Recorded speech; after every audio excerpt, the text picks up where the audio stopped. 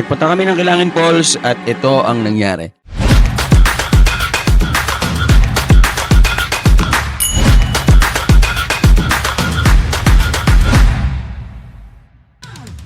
Magandang araw mga sir. Another weekend adventure ang dinayo natin dito sa Liliw, Laguna.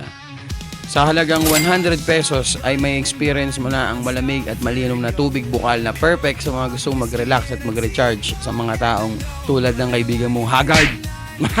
Nakakatawa yun.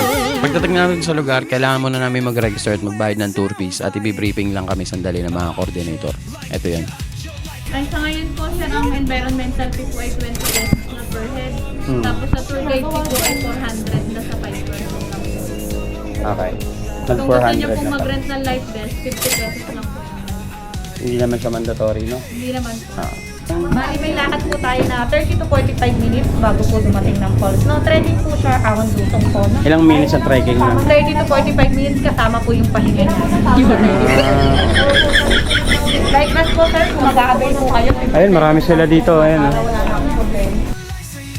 Ang Kilangin Falls, na kilala rin bilang Bukal Falls, ay likas na yaman na matatagpuan sa hangganan ng bayan ng Liliw at Mahayhay sa Laguna. Tinatawag itong Kilangin Falls ng mga taga-Liliw at Bukal Falls ng mga taga-Mahayhay. Ang salitang bukal ay tumutukoy sa malamig at malinaw na tubig na nagmula sa mga natural na bukal na bundok Banahaw. Wow, ang galing ni Google. Lupit.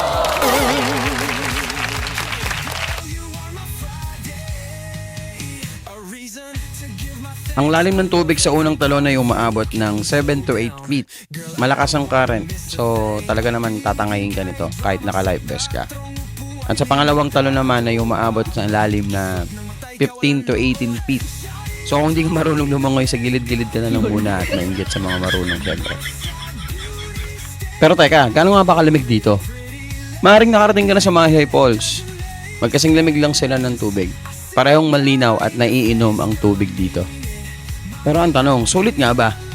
Kung ang hanap mo naman ay malinis at masarap na paliguan na may nature trip at konting hiking, sure na sure ako na bagay sa'yo itong Kilangin. Ay siya, mag-drawing na kayo ng travel buddy mo.